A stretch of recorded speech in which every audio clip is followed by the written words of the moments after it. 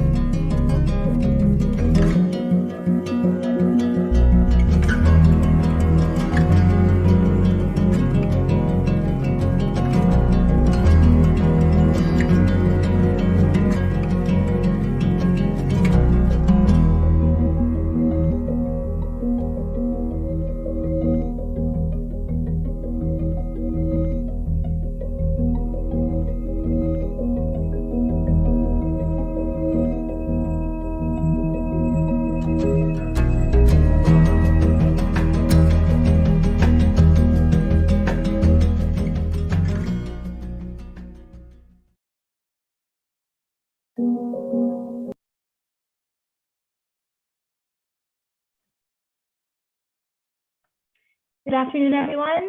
I hope you can hear me. Welcome to the event and thanks for joining in on time. I'm Gabrielle from WWF-Singapore and I'll be your host and one of the speakers for today. At today's event, we will introduce the current challenges and misconceptions when communicating about palm oil and take a deep dive into understanding consumer awareness and meeting consumer demand for sustainability. We will also touch on the whys and hows businesses can communicate and market their products containing sustainable palm oil. We have an exciting lineup of speakers for you today, and we hope to share some valuable insights. Please note that all participants will automatically be on mute as we are on the webinar function. We hope to have an insightful and interactive discussion with you today using the Q&A function. So please input your questions directly into the Q&A function at the bottom of the Zoom screen. This event is being recorded and a link to the video will be distributed to all registrants post-event. Today, we will begin our program with an expert session on consumer awareness and demand for sustainability, led by Vivek Kumar from WWF-Singapore, followed by two other expert sharing sessions given by Ms. Audrey Chen from Synthesis and myself. Finally, we'll have a Q&A session where you will get to ask those burning questions directly to our distinguished speakers that have joined us here today. If you wish to refer to a detailed agenda, my colleague Stephanie will be posting a link in the chat for your reference. A very warm welcome to everyone, and let's begin.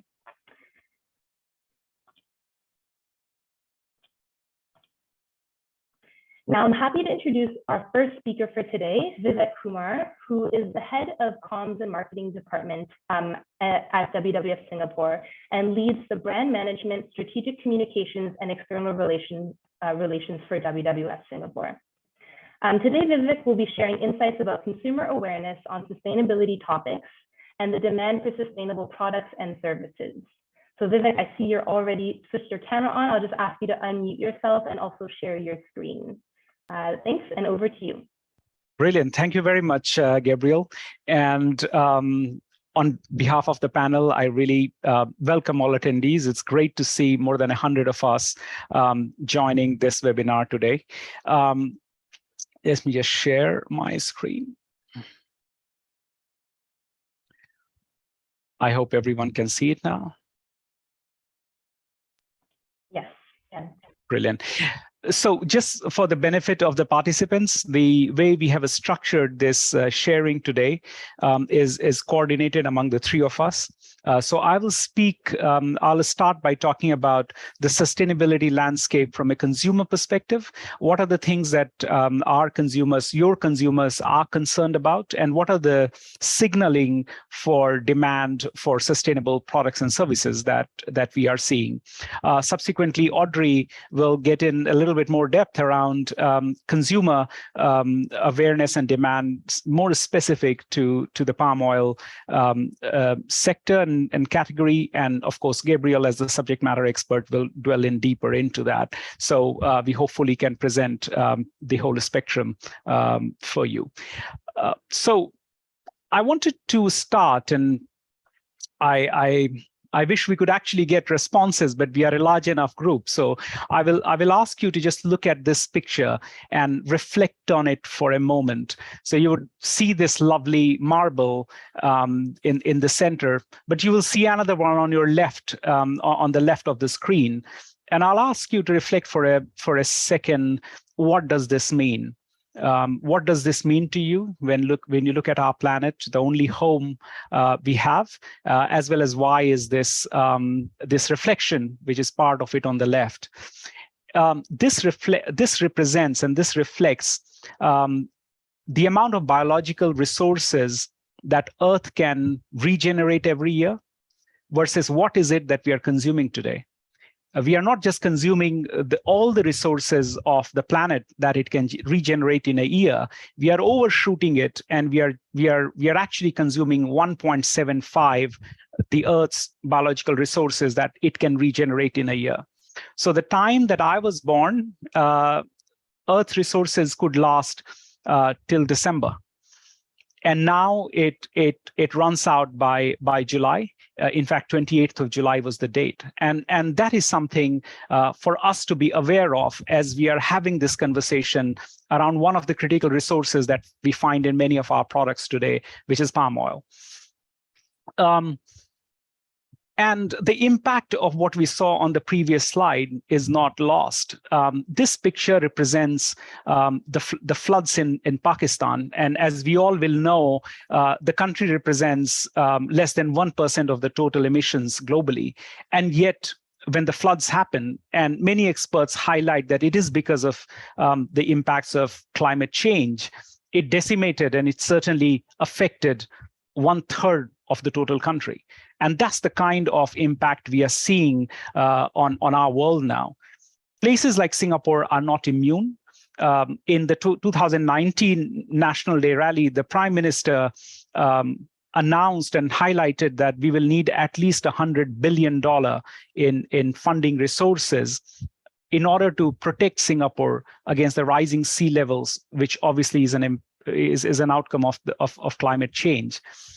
And since every country has limited resources, those $100 billion are coming out of other priorities that the country has, whether as an aging population, it is our healthcare or other areas. The nation has now got to put climate change on priority and therefore generate or find resources for it. The second component I wanted to share with you is, as we see human disasters happening, as the IFRC, the International Red Cross, and WWF released in a report last year, if we can work more closely with nature and nature-based solutions, the worst impact of these weather-related hazards can be reduced by as much as 26%. And if you look at the large population of people who live at the front lines of these climate change disaster zones, you would realize that that is a significant impact. So we all need to do something about it. We also need to do something about it because we perhaps have got a big role to play in where we are today. So this is an IPCC report chart, and the science is quite unequivocal now. If we look at only the natural causes versus a simulated natural and human causes, it is very clear that we have had an indelible impact on where we have found ourselves now, and therefore we must act. Now, the way we think about it at the Worldwide Fund for Nature, WWF, is it is only together possible that we can do something about it. It is not just pointing out what is wrong, but it is the willingness to come together and act together so we can do something about it. And that together is certainly the individuals and the communities, but also the policymakers as well as the businesses, because collectively we can really make a difference. So the first component, which is individuals and communities, is what I'll throw a bit more light on. For WWF, this is very important that we understand where the Singapore consumers, Singaporeans, are on the sustainability journey. What do they care about? What are they concerned about? And this study that we did together with Accenture in 2011 in 2021 brought out very clearly that consumers in Singapore do care about sustainability. So more than 80% said that they care about sustainability. Climate change and carbon emissions are top of their concern. But what is more important, and this is where I think, and I'm presuming that many of us on this call are marketers and communicators, they are willing to pay a premium for sustainable alternatives. So if you begin to think about it, this is a significant shift from maybe a decade ago, where everyone was concerned about, where people were concerned about sustainability. And yet, when choices were to be made, price premium was not part of the equation. But that is now part of the conversation. And therefore, it is important, even from a business perspective, that we pay attention to it. The second part, however, is as consumers are looking for options in the marketplace, as they are looking for options in the shop shelves and so on, they're giving us the feedback. They find there is not enough sustainable products and services that are available for their daily purchases. Either that there is not enough variety, or that they have got to really look very hard to find the sustainable options, or that the sustainable options they have, they don't deliver better performance as compared to the options that they have. And our consumers are demanding that we provide both the breadth of product and service options available to them that are sustainable, as well as how do we make sure that they understand and it is communicated why they are sustainable. So that's the second part, which presents the business opportunity for us. The third part, and I think this is very important for us, is that many of them are also concerned about what we are communicating. They are confused about what we are communicating. And often they find it very difficult to reconcile the communications we are making and how do they compare different claims that are being made. And as a result, what's happening is a trust deficit. So more than 20% of consumers actually said in this study that they do not trust the sustainability claims of companies. And therefore, we need to step forward as marketers and make sure that we are managing this very, very carefully. This is the study that we did just a few months ago in 2022, and this reinforced our understanding of what Singaporean consumers, the population, is concerned about. Circular economy has come up very high. People have spoken about the waste tsunami that obviously we should be concerned about as a city-state. So reduce, reuse, recycle, the 3 R's of circular economy, how do we work on it, is very important to the local population.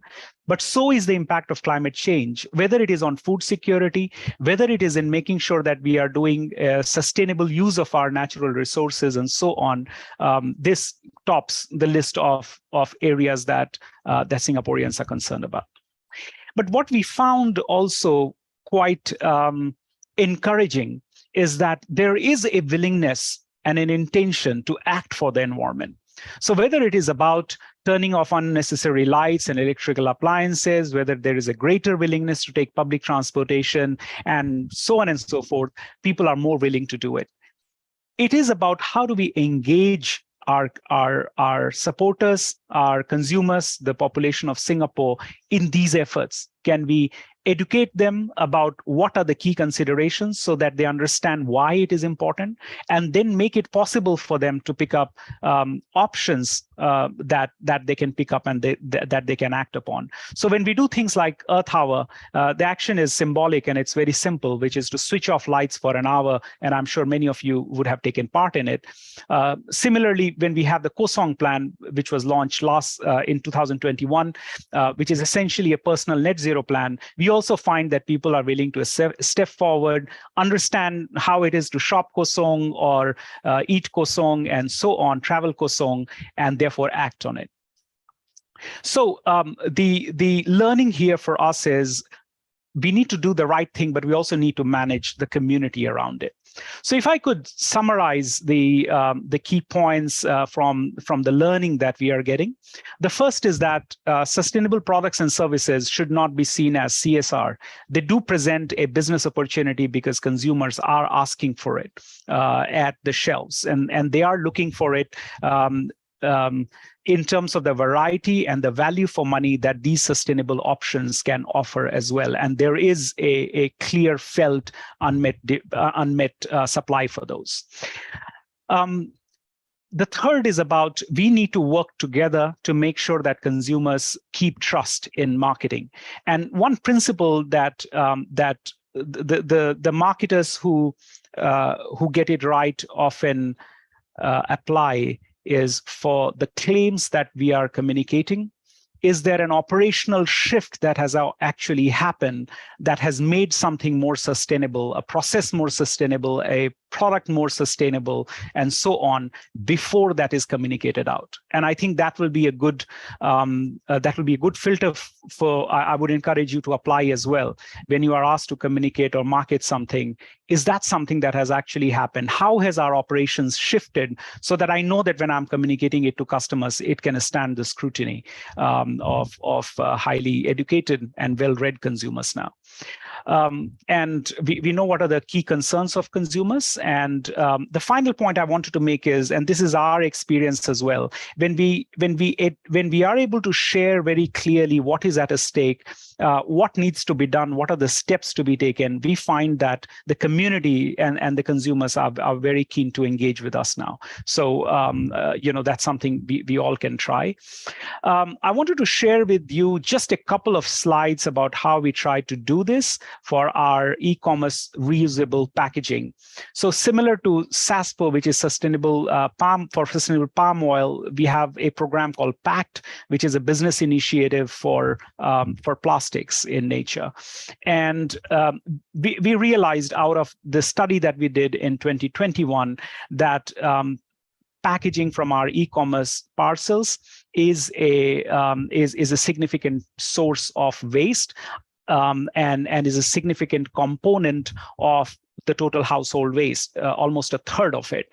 And when we designed our communication, the first was, that we share this information with the consumers so they begin to understand why it matters to them, but we don't stop there. And the WWF Market Transformation team then developed a pilot program working with 10 e-commerce retailers in order to bring in something called reusable packaging. So not just recyclable, but reusable packaging that you can receive the delivery in, and after that you can return it back. And we had some easy ways to do it working with SingPost, and therefore that could play as a loop rather than as a once-off packaging. And so long as that loop worked 4 to 6 times, it was certainly a more sustainable option. So that's the pilot. From there, we draw the learnings, which we are going to share in March, and so on. And as we went around, sorry to interrupt there, Vivek. Yeah. I'm just going to give you a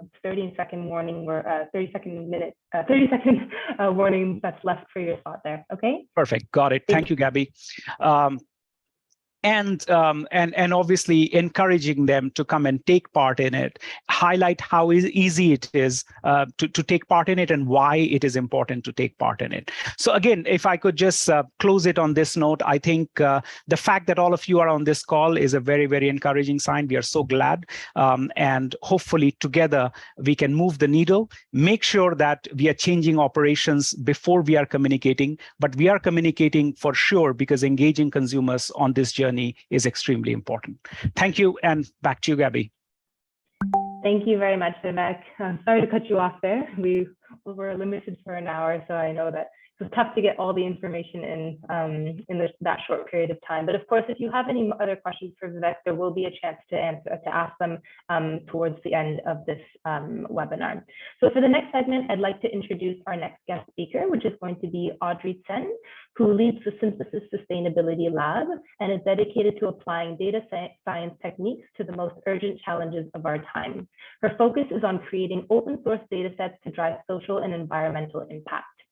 So I'd like to welcome Audrey today. Can I just request that you please switch on your camera and share your screen and unmute yourself.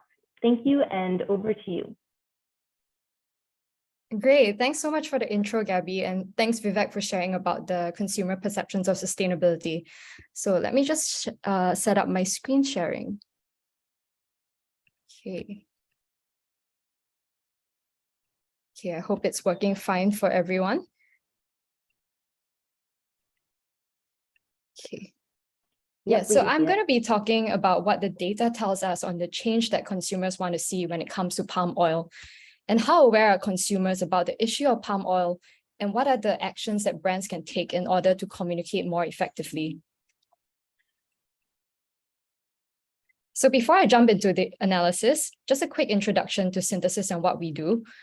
Our vision is empowering people to understand data so that they can confidently take action. And to do this, our expertise is in open data. And that means that we analyze the public unstructured data that people create in their daily lives. So think about every time we make a Google search, post on Instagram or Twitter, or even when we write a product review or watch a YouTube video, it all leaves a trail.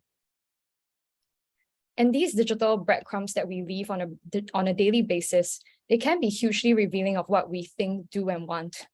But in a time when we are so inundated with data, it's very easy for us to be data rich but insight poor. And that's why we spend a lot of time interrogating the cultural and social context behind the data. So this means understanding the reasons why people are performing certain actions, what they're hoping to achieve, and how they want other people to view them. And when we can start to unpick people's motivations, concerns, and desires, we can start making meaning of this data. And as marketeers, we can then make confident decisions to reach audiences more effectively and create campaigns with greater impact. So what does this all mean on the topic of palm oil? When we actually dived into the topic of palm oil, the open data suggested that there's never been more consumer interest in this topic. Online petitions are where eco-conscious and more activist consumers are demanding greater action from brands and governments. So for example, when we looked at change.org, which is the largest petition platform globally, we saw that online petitions on palm oil have grown by 35% over the past decade. And in 2018 and 19, consumer pressure was at its peak, driven by exposés by global publications and organizations like the New York Times and Greenpeace. And in fact, the Greenpeace report revealed that many of the world's biggest brands are still linked to rainforest destruction due to unsustainable palm oil practices in countries like Indonesia and Malaysia. And this was not just in the West. We saw that petitions initiated by consumers in the APAC region have also been growing significantly over the same period. We are also seeing signals that palm oil is not just a niche topic that activists are angry about. Google searches on the topic of palm oil are also steadily rising, showing that mainstream consumer awareness is growing rapidly. And globally, searches have grown more than 40% in the past year alone.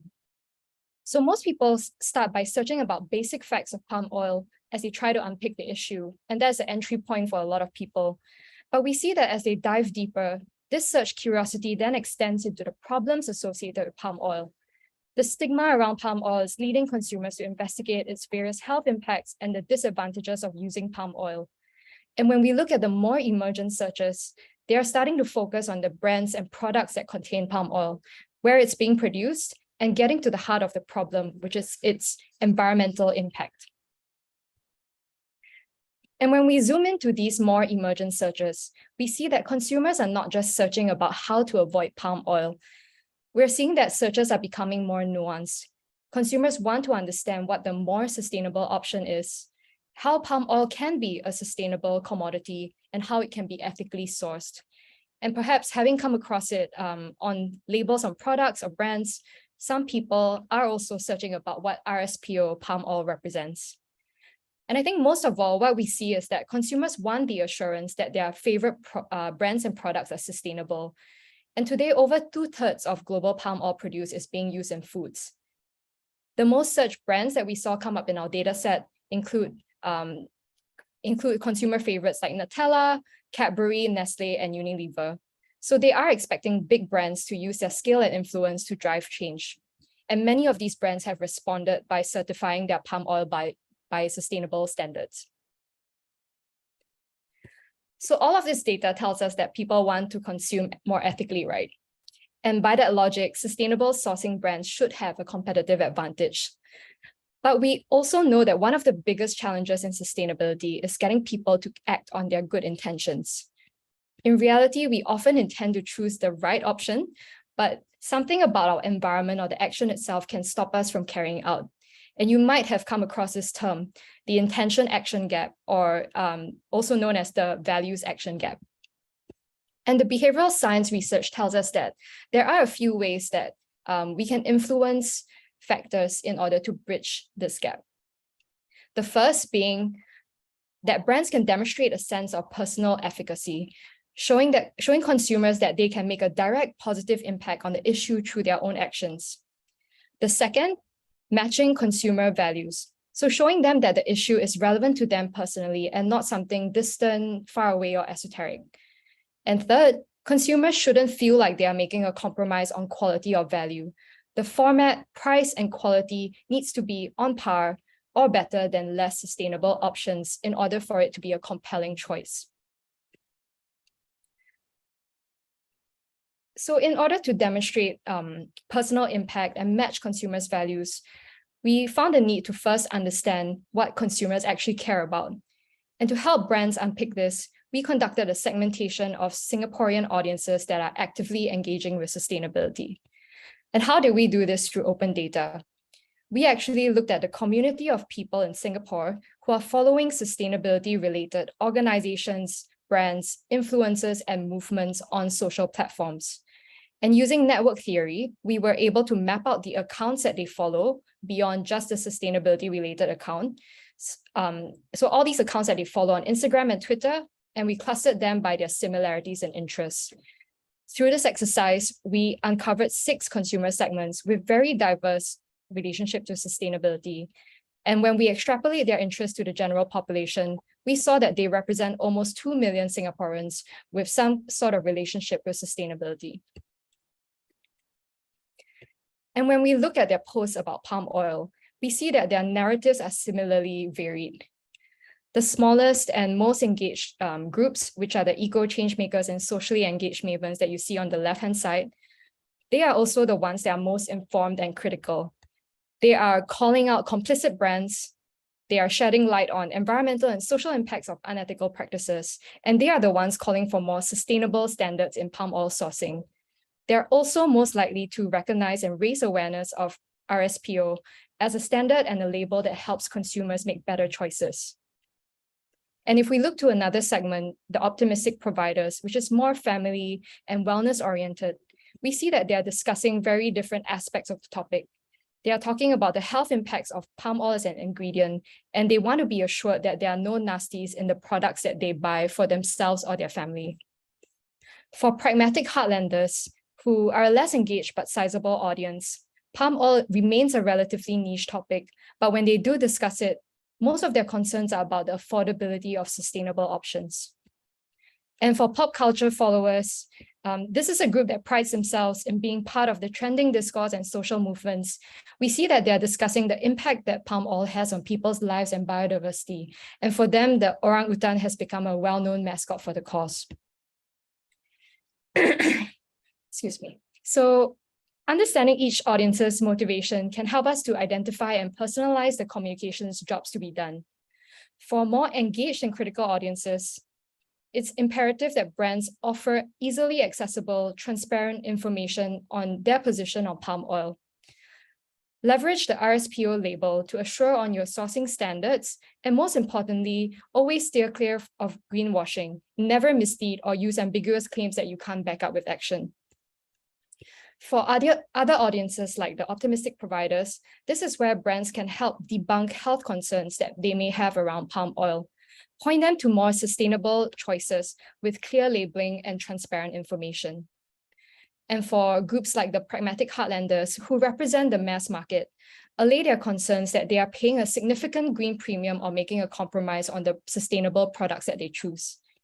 And lastly, for the pop culture followers, this is a group that's really interesting and where brands actually have the opportunity to build empathy with them through the stories of the people and wildlife that are being impacted by unsustainable practices, create movements and provide avenues that they can support with their voice and with their action. So I'd like to just sum up with 4 ways that we believe sustainably sourcing brands can help communicate their efforts to consumers. And we see that people do want information on what they can do to be more sustainable. So brands can make it really easy for consumers to understand why they should be choosing sustainable palm oil. That palm oil itself is not the enemy, but unsustainable production practices are what's causing this environmental and social harm. And brands can also highlight the benefits of palm oil over other alternatives and why it can be more efficient for the planet when it's being produced sustainably. And as we see from search and social data, there are still so many myths and assumptions about palm oil that it's either bad for health or it's inherently bad for the environment. So brands need to proactively address these concerns and debunk these myths. And it's actually an opportunity for brands to be an authority on the topic and help educate their consumers. Third, it's really important for brands to help consumers recognize the more sustainable choice. If your brand is already taking the right actions, be bold in communicating your stance on this issue. For example, Co-op Switzerland is one of the brands that recently made a press release about its shift towards sustainable organic palm oil in all of its products. Brands should also clearly label so that consumers can make an informed choice. You can leverage standards like the RSPO to signal to your consumers that you're being transparent about your actions and the impacts that come with abiding by this set of standards. And as more brands include the RSPO label on their packaging, like the FSC label, it will only become more recognized with greater adoption. And lastly, brands can play a big part in making the sustainable choice a compelling and social one. We're seeing movements like Plastic Free July and Green Friday mobilizing consumers globally to buck the trend of waste and overconsumption. So I'd like to challenge the marketeers and brand leaders here to do the same for sustainable palm oil and create movements that are compelling for consumers to participate in. So I've come to the end of my presentation, but I would like to invite you to read the full Sustainability Audiences report by scanning the QR code here or by visiting our website at synthesis.partners. So this is a public study that we hope will help sustainable brands and organizations connect with consumers more impactfully. And at the Synthesis Sustainability Lab, we support purposeful organizations with data-driven insights in order to shape consumer outreach and innovation. So if you'd like to find out more, if you have questions, please get in touch with me at this email address. And thanks once again to the WWF team for the opportunity to speak on this important topic. Thank you very much, Audrey. I really appreciate those that informative deep dive into consumer awareness with the data-driven insights. It really does complement the survey data that was presented earlier, showing really what actions the consumers are looking to take, and beyond just saying yes to taking actions. You can see in some instances they are actually taking actions, and they're going beyond and further into searching for the answers themselves. So this actually takes us into our last session, which will be presented by myself, or by me, I should say. So for those who might have missed just the intro to the webinar, my name is Gabrielle Malcolm, and I'm an assistant manager at the Market Transformation Department for WWF Singapore. I lead the Singapore Alliance for Sustainable Palm Oil, which is also known as SASPO, and I also am the lead for the Sustainable Palm Oil program here. So today, hopefully everyone can see my screen. I'll be sharing some insights about the importance and opportunities of communicating about sustainable palm oil to consumers. So palm oil, as we know, is an ingredient in nearly 50% of the products we find on supermarket shelves. And furthermore, palm oil is also an important ingredient. In addition to processed foods, cooking oils, soaps, shampoos, cleaning products, it's also an important ingredient in cosmetics and pharmaceuticals. It's ingrained in our everyday lives because of its versatility, cost effectiveness, and high yield. But as we also know, palm oil, especially when produced unsustainably, isn't considered a hero ingredient. In recent years, consumers have been faced with a multitude of mixed messaging around palm oil in the news and through campaigns. Often this messaging about palm oil is drowned, messaging about sustainable palm oil, I should say, is drowned out by the rhetoric on negative impacts of conventional palm oil production. Some messaging going as far as telling consumers to actually boycott the ingredient altogether. So for consumers, this mixed messaging makes it difficult for them to know what is the right course of action to take. In a study conducted by WWF and Ipsos in 2020, titled Understanding Sustainable Palm Oil in Singapore, 1,000 Singaporeans were asked how they felt about palm oil. 60% said that they are aware of the environmental and social issues related to palm oil production. And from those 60%, the large majority said that they were concerned about those issues. They are correct in assuming that palm oil is linked to deforestation and haze, which the unsustainable production is. However, the majority also believed that other vegetable oils were more environmentally friendly than palm oil, which is a common misconception many have drawn because of the inconsistent messaging in the media and the heavy focus on palm culture in a negative light. The ever-growing, but we know that global palm oil, we know that global demand for palm oil shows no sign of slowing down. So in this figure here, which shows the overview of historic and estimated future demand for palm oil, projections show that an increase in demand is actually going to be approximately between 3 to 5 times what it is today by 2050. All this to say that palm oil is here to stay, despite the efforts to curb demand for the commodity with anti-palm campaigns and messaging. With a growing human population projected to reach nearly 10 billion by 2050, the world still needs palm oil. And therefore, it's really critical that we focus, that the focus be shifted away from boycotting the commodity, which we will learn is not the answer, but instead urging consumers to put pressure on businesses, financial institutions, and governments for the production and procurement of certified sustainable palm oil. Because as we know, the risks linked to unsustainable palm oil are great, which is why we must ensure that all current and future palm oil production is done sustainably. As previously mentioned, boycotting palm oil is not the solution that will solve these issues. When we substitute palm oil for other vegetable crops, we're actually simply, in many cases, just moving the problem elsewhere and could actually be exacerbating the very problems we are trying to solve. Palm oil has the highest yield per hectare, up to 10 times more to be exact, between 4 to 10 times more, than compared to any other vegetable oil. This means that if we switch to alternative vegetable crops, we need to clear more land to meet the same demand. Palm oil is also a major contributor to millions of livelihoods across the globe. It supports the livelihoods of 4.5 million people in Asia and Malaysia alone. Substituting for other vegetable oils means shifting production in some cases to other countries, leaving those who rely on palm oil agriculture as their only source of income without alternative livelihoods or even less income. So why aren't we talking more about sustainable palm oil? When palm oil is produced sustainably, it has a positive social, economic, and environmental impact. Growing palm oil sustainably helps protect forests and wildlife. So CSPO, which is Certified Sustainable Palm Oil, the standard ensures the protection of primary and secondary forests, which are important for biodiversity and protection of native species.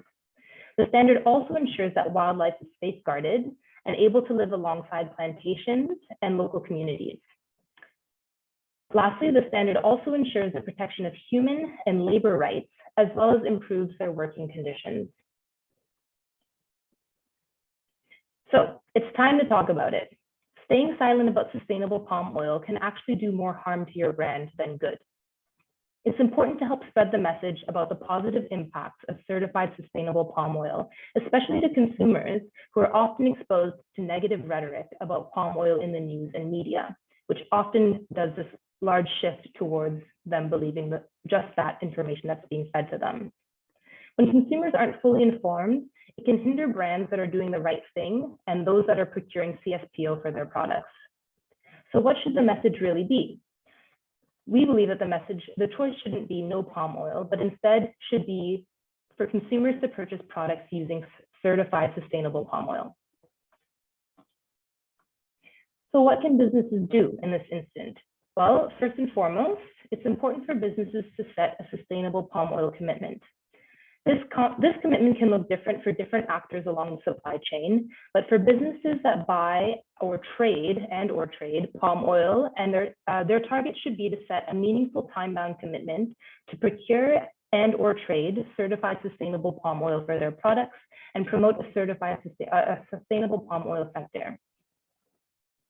Secondly, it's really important that we buy CSPO. This means replacing conventional palm oil ingredients with CSPO in products wherever possible. Unfortunately, many companies and industries have still not actively engaged on the topic, which represents a significant opportunity to carve a quicker path forward towards a sustainable palm oil sector.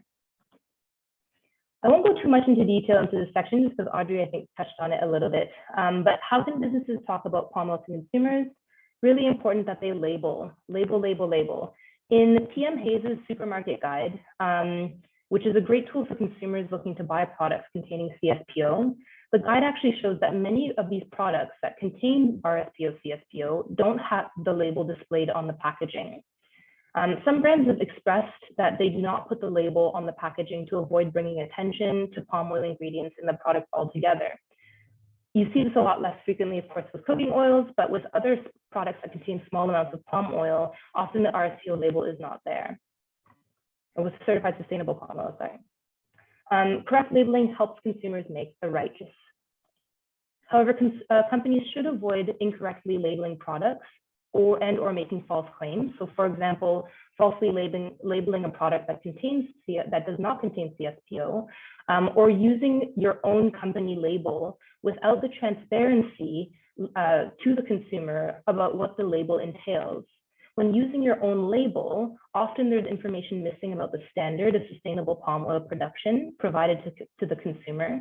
There's not always a guarantee that the company is being appropriately or regularly audited to meet that standard.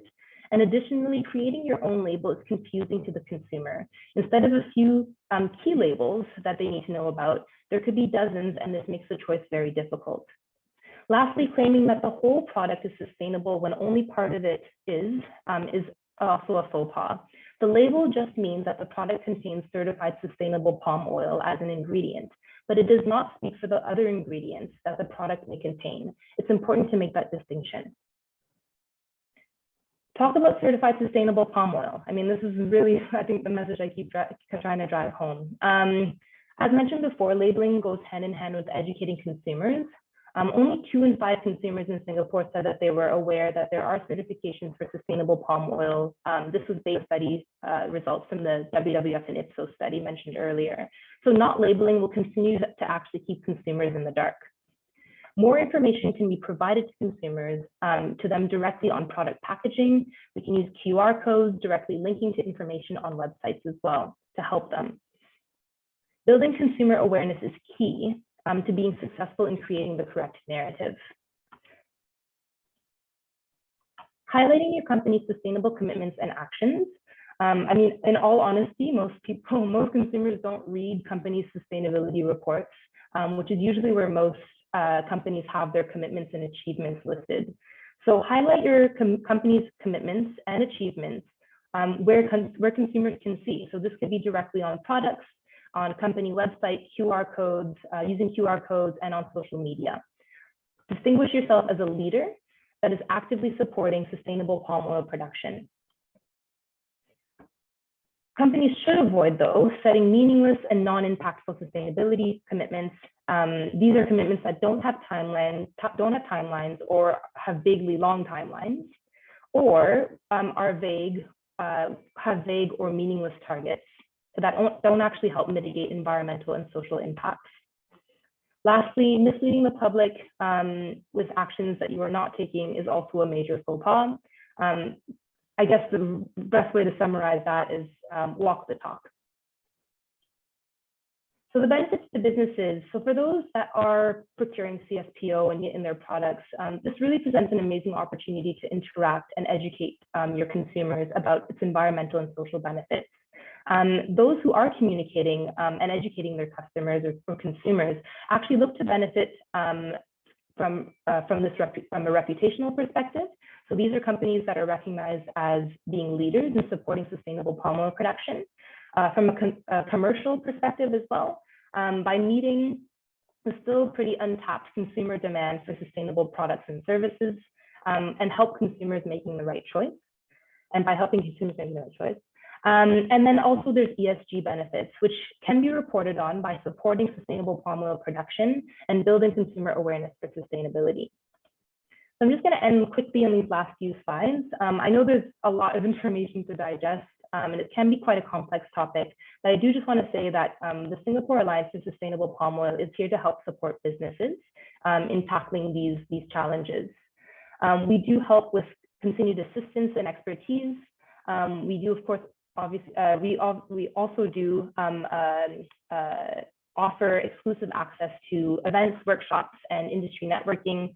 And we also promote your business's actions with visibility through our channels.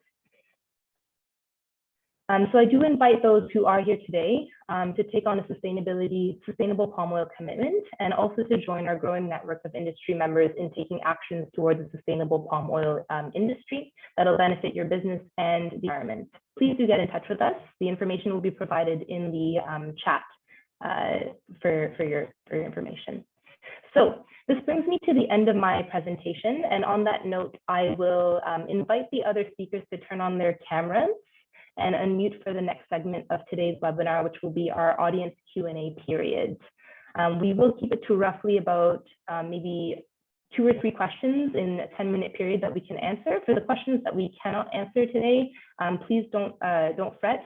We will try to answer them back within the week as well, either directly if you did leave your email with us, or we can also send it, try to upload those questions and answers on directly on the SASPO website.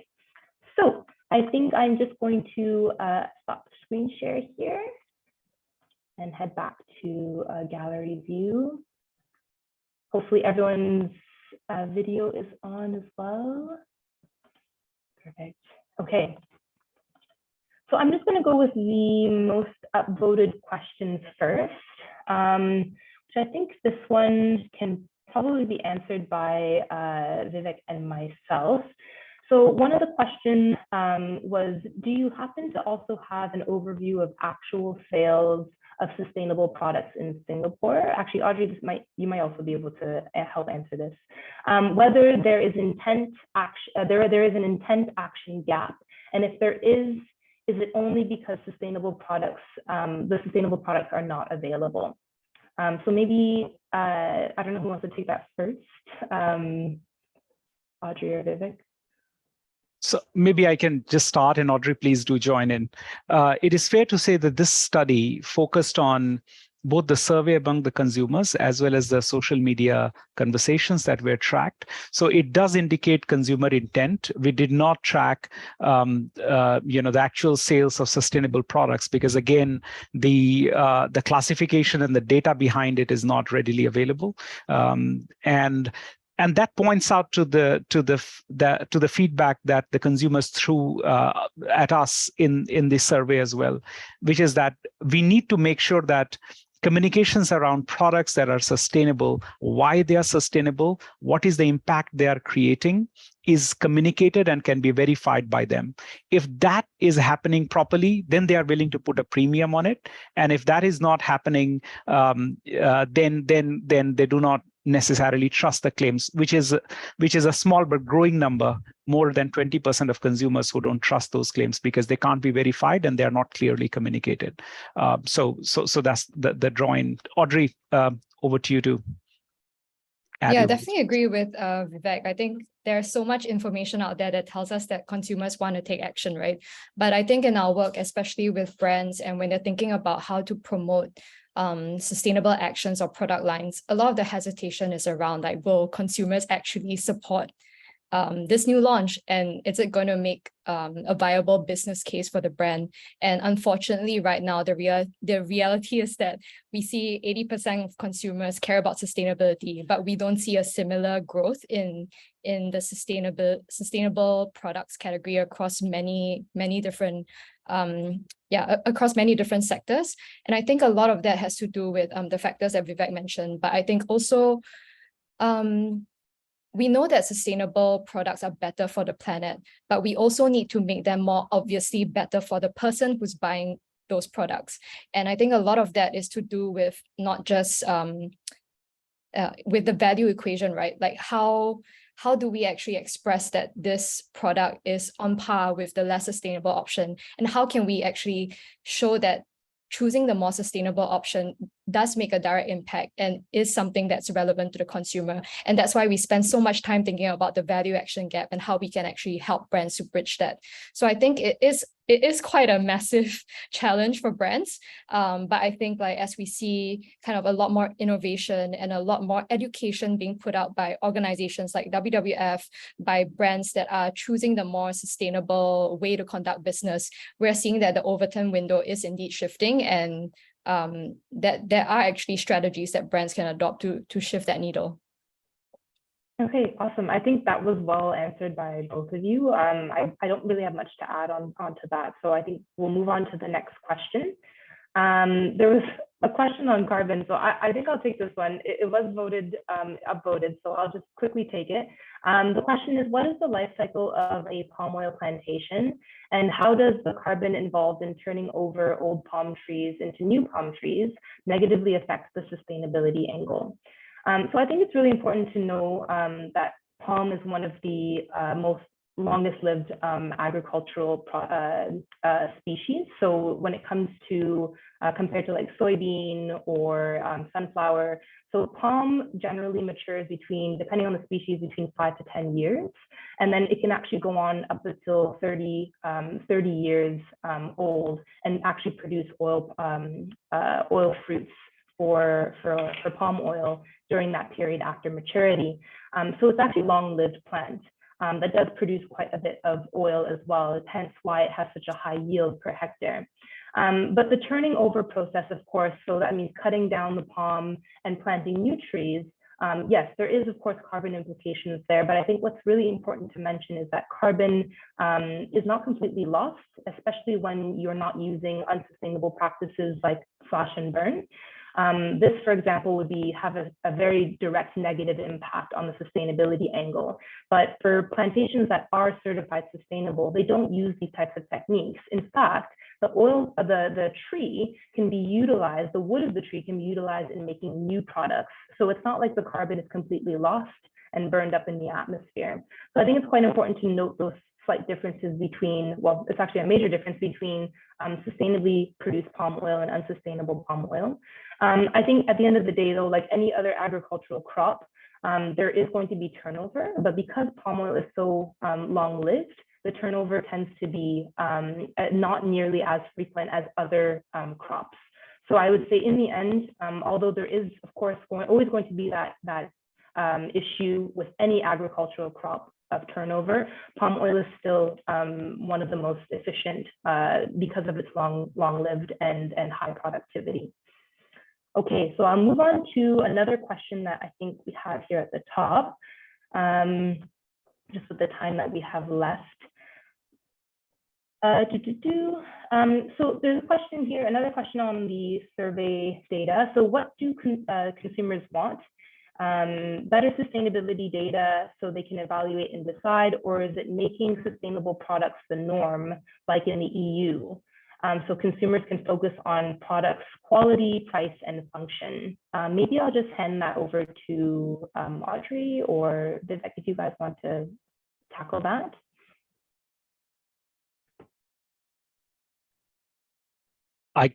Audrey, you want to take a stab at it, or I can go ahead?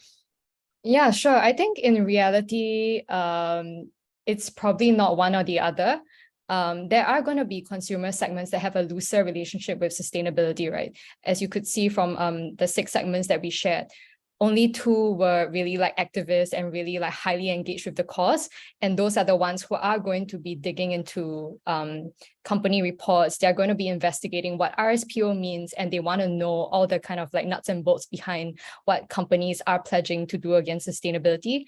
So I think there's definitely a need for companies to be transparent and have that information readily available to the public. But I think in order to engage the consumers that have a looser relationship with sustainability, it's important that the product makes sense in the context for them. Perhaps sustainability is not always top of mind, but brands also can kind of like, it is our responsibility to properly label and to help them to make that informed choice. So avoiding kind of deceptive claims or ambiguous claims and making it really, really clear on pack or in marketing why this is a more sustainable choice that they can make. And in that process, educating them that it's not just about avoidance, but there are sustainable options sustainable options and actions that you as a brand are taking in order to give them and provide them that sustainable choice. So I think, yeah, it's not, I think I wish it was that simple, but yeah, it's probably a combination of like providing that transparent information, relying on standards to certify your actions, and also proper labeling and marketing, responsible marketing to consumers. Yeah, I just like, oh, yep, go ahead, Vivek. No, I just wanted to build upon what Audrey said. I think there is the consumer perspective, which Audrey explained very well. But there are a couple of other areas as well. There is the greater expectation from the regulator's perspective, so that companies are more transparent about this. So that is on the way. And similar to digital transformation, for this journey as well, the earlier we build our learning curve, the easier it will be for the rest of the organization to be on it. The second part of it also are the countries also making their own stance clear. So like Singapore has talked about net zero by 2050 and so on. And there is a carbon pricing expectation being set in. So these are interrelated. And as we look at the consumers, we also need to look at the larger operating environment. And I do not think that for companies to say, look, I don't have to necessarily worry about it is a real choice. It is something where we all must build that learning muscle. And the earlier we can do it, the better will it be for our own sustainability as organizations and companies. Gabby. Okay. No, that's perfect. I think that sums up also what I wanted to say. I see it as a two-step process. I thought legislation in some places isn't happening as quickly as we would like. So in the meantime, we do need to focus on educating consumers and providing that information, the data available to them so that they can make informed decisions. But I think in an ideal world, we would like to get to a point where all of the products contained are sustainable and that the consumer doesn't even need to make that choice for themselves. So yeah, unfortunately, we are running out of time. So I do want to thank everyone for your questions. We will actually get back to those we didn't get to answer the questions today during the call or during the webinar. We will get back to you and send you a link to where you can find the answers through the SASPO website. And I just want to say a few closing words before we end for today. So I do want to just thank our guest speakers for joining us today and providing just really amazing, useful insights on consumer awareness and demand for sustainability, as well as the importance of communicating about sustainable palm oil. We really do believe that businesses play a critical role in halting deforestation and biodiversity loss and minimizing social risks linked to unsustainable palm oil production. Businesses look to benefit, actually, if they do go out and talk and communicate to consumers about certified sustainable palm oil. They'll benefit from a reputational and even commercial standpoint. So I think that's it for today. It's 4 o'clock on the dot. I won't say any more words. You will get a thank you email shortly within the next few business days with the link to the webinar recording, and also ideally a link to where we will have the questions answered that we couldn't get to today. So I just want to thank you everyone for joining, and maybe I can just ask all of the speakers to come on just for a final photo and goodbye. Let me go back to gallery here. Okay, so I think Asir, if you can just spotlight just the speakers, and we can have a quick goodbye. Thank you very much, everyone, and thanks, Gabby, for hosting us today. Thanks, Yes, Audrey. thank you so much. Thank you, everyone, for joining us. And see everyone again. And please do get in touch with us if you have any questions. We are we'd be very happy to help you